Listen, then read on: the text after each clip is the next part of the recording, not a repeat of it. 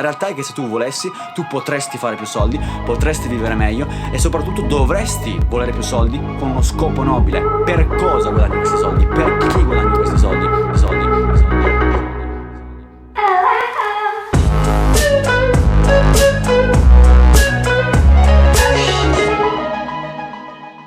Hello everybody, I'm here in Miami with Daniel G. I know him. If you don't know him, shame on you. Well, now you know. Now you know. So I'm really having fun with this guy. He created a huge event here in Miami. I was a speaker. We enjoyed time together and everything. So Daniel, they need to know you better. So tell them a little bit about your story, who you are, where you come from, because people now see you like a 20 years old guy crushing it, making money, traveling the world and stuff, but when did it all start? Yeah, professional wise, I've been in sales since I was 13 years old. With a real sales job, 13 years old. But when I was younger, when I was school, I can remember, me and my brother, when my parents split up, when I was 10, 11 and my parents split up, I realized at that moment, I kind of had the light bulb moment in my head. You know that moment where you're like, shit, something has to happen? My moment was, my parents are going to give nothing to me. My light bulb moment, I was at a grocery store with my dad. I put an 87 cents candy on the belt before you go check out, and my dad said, put the candy back.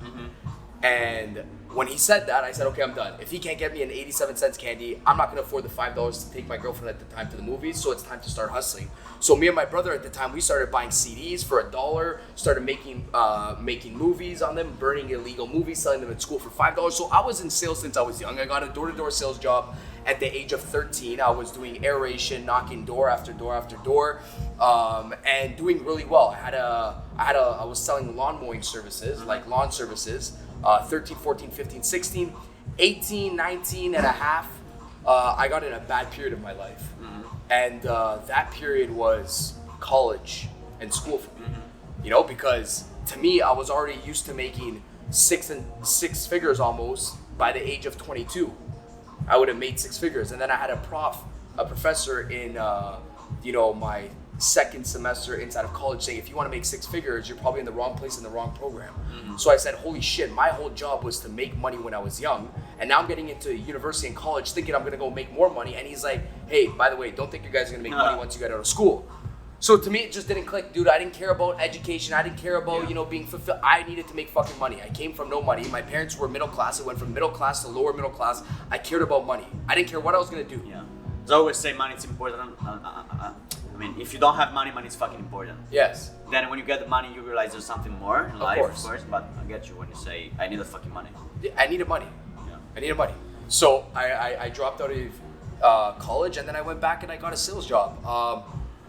And for me, I didn't even know I was in sales. I was always just a hungry guy. I didn't even think of myself in sales when I was young. I thought of myself as a hungry door-to-door knocker doing people's lawns. I didn't think I was a salesperson.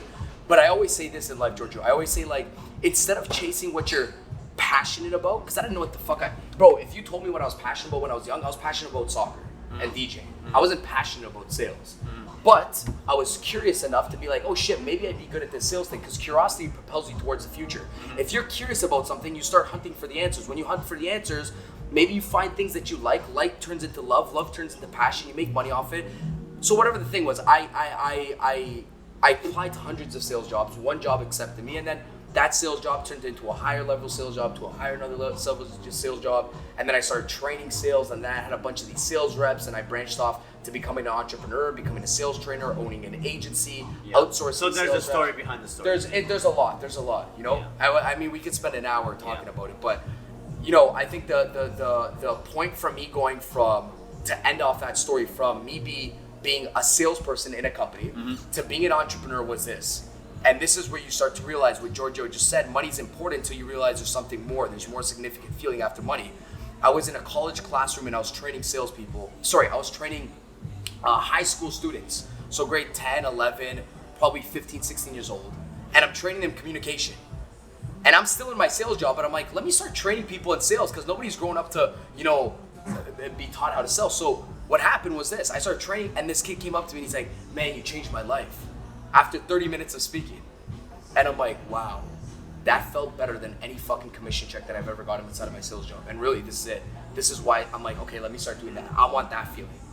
That feeling of helping somebody. How do I make that? Because like, if I own that feeling creates a sense of energy. That sense of energy is going to create an action, and that action, a byproduct, is going to be a money. So I'm like, as long as I have this energy coming in, then fuck it. That's why I always, I always say this. I'm like, dude, as long as your energy high, energy is what creates money. So if you're focused on the money, you're focusing on the wrong thing. If I could keep my energy high, my action will be high. If my action is high, the byproduct is going to be money. Exactly. And I tapped into that very fucking young. So I'm not always like, oh, what's the next task do I have to do to get money? I'm always looking, how do I tap into a source of energy? That's how my brain goes. Like if I'm doing nothing and stuff like that, I'm not looking like, yo, what can I go sell? No. Bro, what fires me up? Yeah, but like even throughout the day, what we're doing right now, right? We're walking around, I'm getting a little bit nervous. Okay, I'm with a friend, what's wrong? I'm like, I need to get fired up right now. I need energy or something like that. If I'm not fired up, like my business isn't gonna run right now. It's not even number one priority, energy. I always tell people, what can I do? Get on a live stream. Yeah. Get do this interview with Giorgio. Okay, so people should understand what fires them up. Yeah, of course. Like it's a real focus for them. Of course. Okay, cool. Yeah, there's always a story behind the story. You know, when people see you like 28, rolling the word and blah blah blah. Yeah, but you started at 8, at 11, 13. Well, the message is this. It's like what fires me up. So this is the message, right? It's like if you can understand, people do business with people, right? So what I'm thinking is this. Nobody is ever going to buy my product. People have to buy the person first. So it doesn't matter how fucking good my message is, doesn't matter how great your products are, it doesn't matter. People are going to have to buy people. So my energy has to be the number one thing. My enthusiasm, my energy, my passion for my product. I think this is good for anybody that's new listening. The passion that you have for your product, the energy that you have, the enthusiasm that you have for your product, it's always going to outweigh the knowledge and the skill sets that you have for your product, offer, service inside of your business. So to me, it's much more important to look at your energy levels and the passion that you have for your business instead of looking like, I need to know every detail, I need to know this, I need to know the component, I need to know this. Whoa. People do business with people. You study people, product becomes easy. You study product first, people become hard. And then the whole game's kind of messed up. But anyways, good point. Another question. You had fast success. Into people's eyes, you had fast success because maybe already at 22 you were making 6 figures. Dude, it wasn't fast though. I know. Right. But let's say because at 22, if you're successful, for people it's strange. Right. But you also had downsides of that. I mean, you had, like past trouble. Exactly. So just a quick word and thought on fast success instead of long-term success. What's the difference? What should people really be focused on and stuff? Like, I mean, I say this, like, I think everybody needs some sort of urgency point, inside of their business. Like, should I want success fast? Yeah, everybody should want success fast. But however, I think some people should be grateful sometimes that the process takes a bit long because people that aren't prepared for something coming quickly, they're gonna lose it just as quick. So like, I always say I'm so fucking glad that, I built and then I lost. I built and then I lost. And then I went through this hump and I went through that hump. So when something big comes in, I knew how to deal with new adversity and new challenges. I think like yes, I'm glad that I had to do 5,000 live streams that nobody's ever gonna see in order to get to the point where I'm at. Because now, if I just did a stage with you and it was last week and the stage is packed and we do another stage in Italy and the stage is packed. Well, to some people, it's like, this guy just did it off cuff. Yeah, but to me, it's like, hey, shit, I'm so happy it took 5,000 live streams when I was like, shit, where's the tangible results? Nobody's looking at them. But I'm like, I was just preparing for a moment like this for somebody to call me lucky. And by the way, this is good. Some individuals, like I think some people's success, check this out. Some people's success gets fucked up because they're not okay. Like some people, I think, lose in life or tap out and quit because they're not okay with somebody calling them lucky. So they have to prove to other individuals that they're not lucky. But if you could just realize in the beginning stages of business that nobody will ever see, like the intangibles, all the things that you've worked on behind the scenes, the 5,000 Zoom calls that only 4 people are on, the 1,000 live streams that only 4 people are on, the hundreds of small events that you did, you have to realize that nobody is ever gonna fucking see that. And in the end, they will call you lucky, and you have to almost be okay with that, and it has to be like a self-fulfilling prophecy that you know that was gonna happen, and that's the fucking turn on in business. Like I genuinely enjoy if somebody's like, man, this guy's an overnight success. I'm like, boom, fucking play to it. I'm like, I fucking played to that. That like that gets me excited. Just saying this, it gets me fucking fired up. Like just Giorgio saying like, overnight thing, I'm like, holy fuck. 13 years old, did it every single day, never took a day off of sales. Except for the 6 months to 8 months inside of university. So what's the quick formula to success? Fuck. That's the answer. That's it. Like that's so, three concepts in general you wanna advise people on. Like 3 things. Okay. Like big concepts, like if you had to give suggestions to your 18 years old Daniel. Yes. Number 1, always play the game where you can get in front of the most people in the beginning stages. Meaning this, like, ask a lot of questions, knock on a lot of doors, call a lot of people, DM a lot of people, be open to a lot of opportunities, say yes to a lot of opportunities. Because in the beginning, what you're trying to do is you're trying to figure out, hey, what vibes out with me? You don't have to make a long-term commitment. If you want to become a barber, and I'm really saying this is not, there's some people that aren't entrepreneurs here. You don't have to spend $20,000 on a barber school to go shadow a barber for 6 weeks and see if you like becoming a fucking barber. If you want to become an entrepreneur, go shadow a CEO, an entrepreneur that's been in business for the last 18 years and see if you want to walk in his shoes for the rest of life or her shoes for the rest of life. Just watch their day, they go through. So to me, it's like, number 1, stay curious. The person that stays curious has the most energy. They're constantly, the moment you lose that childlike curiosity, you fucking lost. And don't ever lose that. Like, you constantly got to be curious about individuals. You constantly got to ask questions. Most successful people do it. Number 2 is give a shit about people. Don't put your business first and, people second. Put people first. Business will be a byproduct of it. When you're working your numbers and you're going wide, don't forget in the process that, there's people in front of you. Take care of people, love people, have compassion for people, ask them questions. And when I mean give a shit, just don't ask to ask. Like when you ask, again, get curious.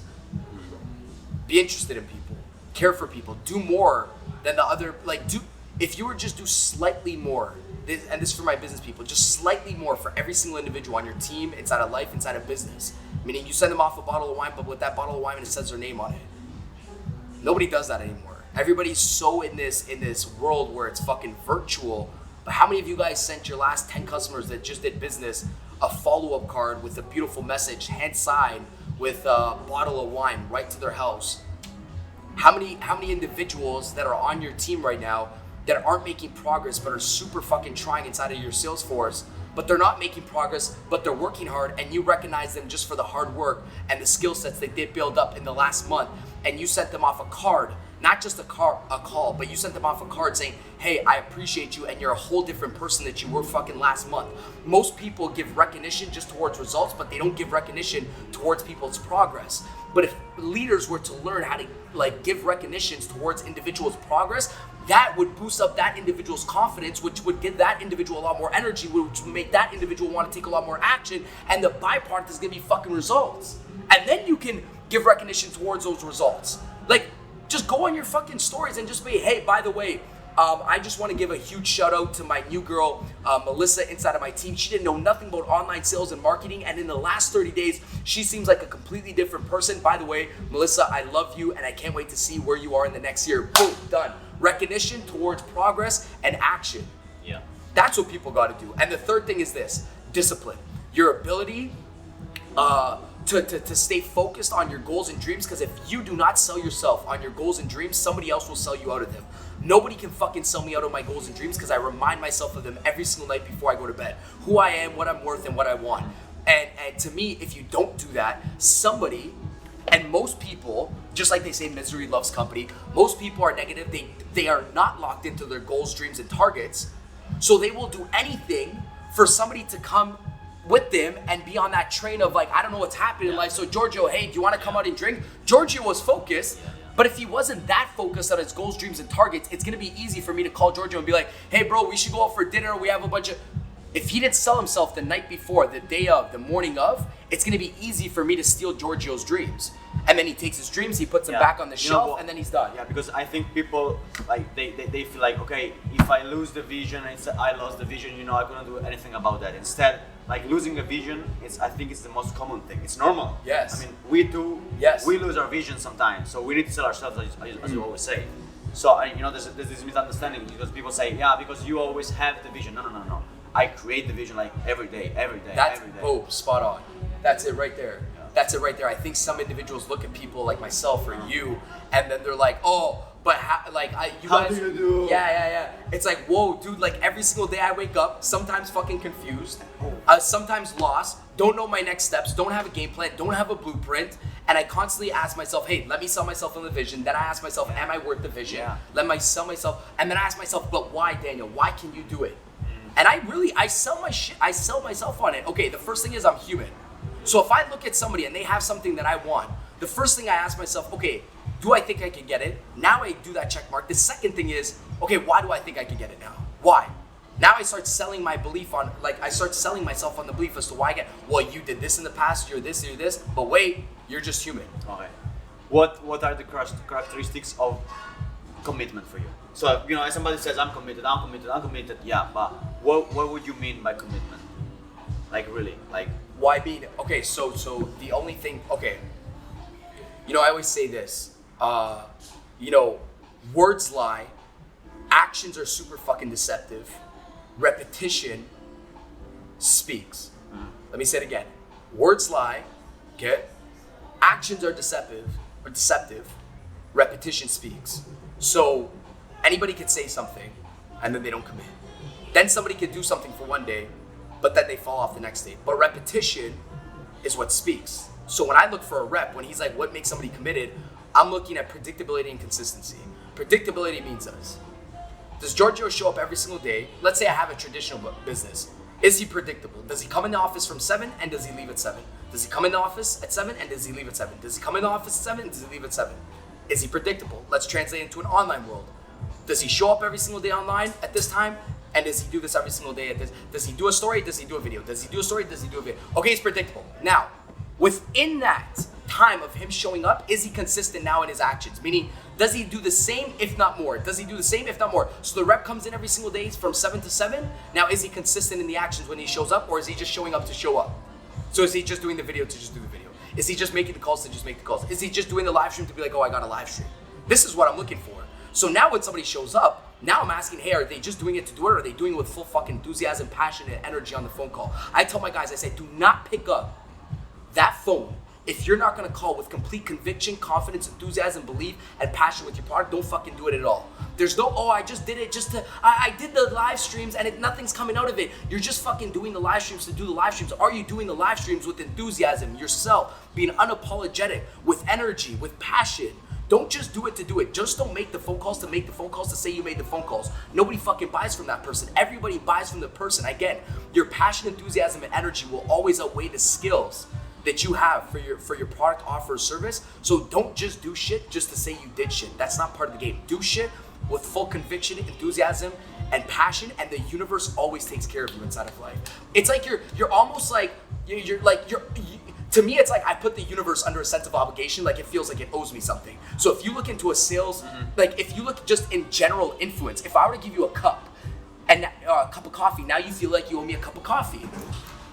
You feel, because nobody wants to feel like they owe somebody something. I put my audience under a sense of obligation, like they don't feel like the universe is like, fuck, I owe this guy so much. If he constantly just pours in 24/7, how do I put the universe under a sense of obligation where the universe feels like it owes me something? And that's a timing thing. I don't know when that's gonna happen, but I'm just gonna keep pouring in. When I do a live stream, I'm gonna go 150%. When I do a Zoom, I'm gonna go 150%. To the universe gives me the sign, oh my God, this guy's putting in so much like deposits. He hasn't been asking for withdrawals. That's the problem with so many individuals that get inside a business, and I know we're going long, but you got me on something. So many people get inside a business and they ask for so many fucking withdrawals. So they get in and they're like, I need this. Giorgio, what's this advice? Man, what's this? Fuck it. How many deposits have you gave? How do you feel comfortable asking for a withdrawal when you haven't deposited? The bank account's fucking empty. You can't start and just keep asking for fucking withdrawals when you haven't put $1,000 in, when you haven't done 100 live streams, when you haven't made 1,000 fucking phone calls.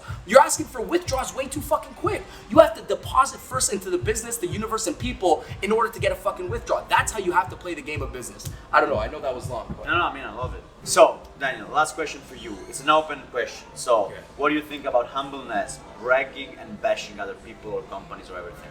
Like, just in general. Yeah, I mean, you know. Because you're very humble.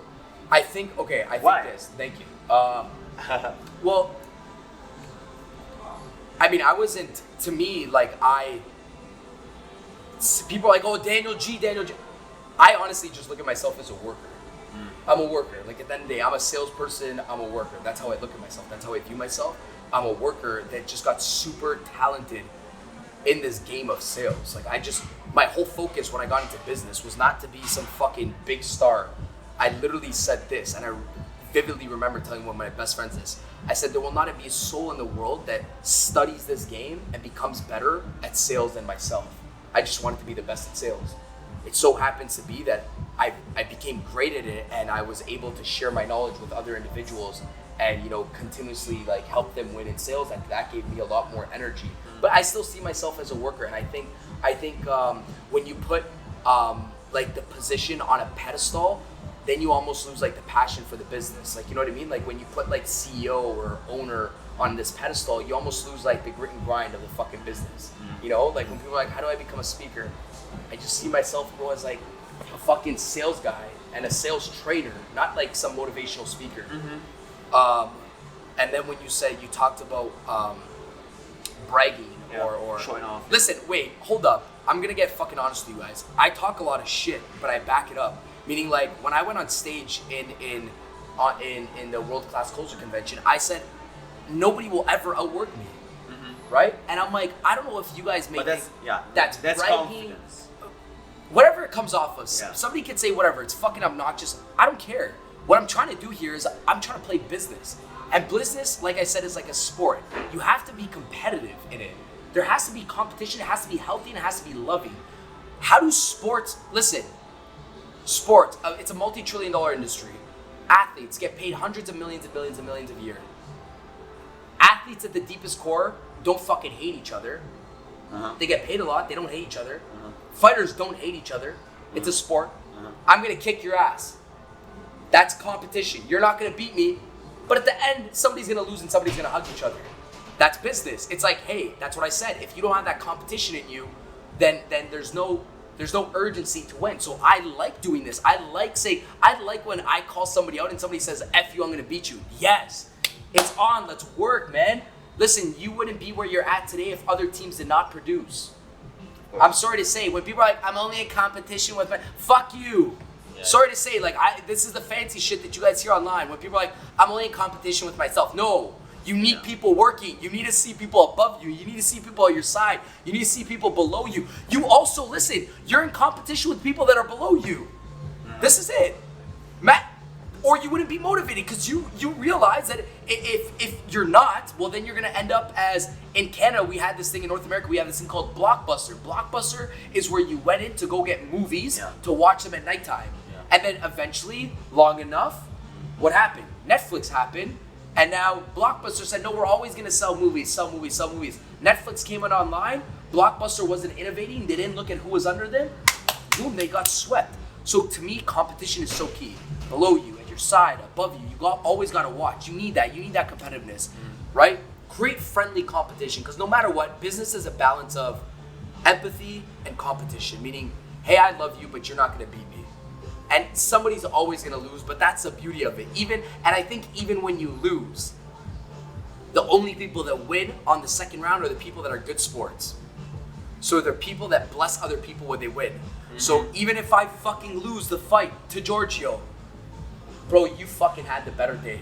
And I bless you for that, and that's a better fighter. That was a better guy. He had a better month of sales, and I bless you for that because that's the only reason how I'm gonna get the win on the second round, on the third round, on the fourth round when I get to fight the guy again. And I'm just using this in a business context. If somebody that I'm competitive with ends up beating me, are you a shitty sport, or do you give blessings towards that person's winning? And when you give blessings towards that person's winning, the universe is gonna give it back to you and say, hey, I'm gonna get you another fight, and maybe on another fight or the next month in sales, you're gonna beat that person. But if you're a shitty sport, again, it's all competition. I mean, you need this. I always say, when you wish for somebody else's failure, you're gonna attract that because you talk that, you manifest that in your life. So, absolutely. What are your future plans, bro? Future plans. So that's the question. I mean, European tour for sure. We're doing a lot of stuff in Europe in 2022. I have a new book launching, so we're gonna go on a. I don't know when this is gonna launch, but we're definitely gonna be doing a book tour as well. So I'm gonna be doing a book tour, doing a bunch of shows, doing a bunch of podcasts, doing a whole nother event tour just for my book. Growing my businesses, growing my coaching, doing a lot more trainings for other organizations and other companies, and just rolling with it day by day, man. I'm excited. Guys, let's keep it rolling. Let's get rich, and let's help a lot of people do the exact same thing, because if you help other people get rich, well, you're a byproduct of those 5 people that just got rich. So if you want to make 7, go make a lot of people 6. If you want to make 8, go make a lot of people 7 figures. Remember that. If you want to make 7 fucking figures per month, it's not a hard game. All you got to figure out is how to make maybe 10 people 6 figures per month. If you want to, or per year. If you want to make 8 figures per year, well, you got to get a lot of $1 million earners, and the byproduct is going to make you 8 figures per year, just on a lower scale. If you want to make 10,000 a month, we'll figure out how to make a lot of people 1,000 a month. The byproduct is going to be you making $10,000 a month. In any business, industry, organization aspect, focus on that. The byproduct is going to be your results and your income. Put people first. Done. Guys,